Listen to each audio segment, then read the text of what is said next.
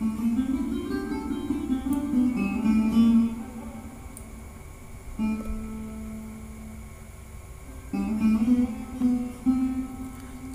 যেতা ভয় শূন্য, উচ্চ যেতা শির, জ্ঞান যেতা মুক্ত, যেতা গৃহের প্রাচীর। আপন প্রাঙ্গণ তলে দিবস সর্বরি, বসুধারে রাখে নাই খণ্ড ক্ষুদ্র করি।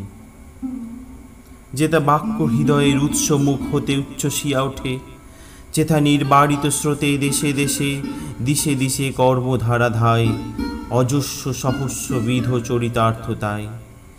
যেথা তুচ্ছ আচারের মরু বালু রাশি, বিচারের স্রোতপথ ফেলে নাহি গ্রাসী, পৌরুষেরে করেনি শতধা।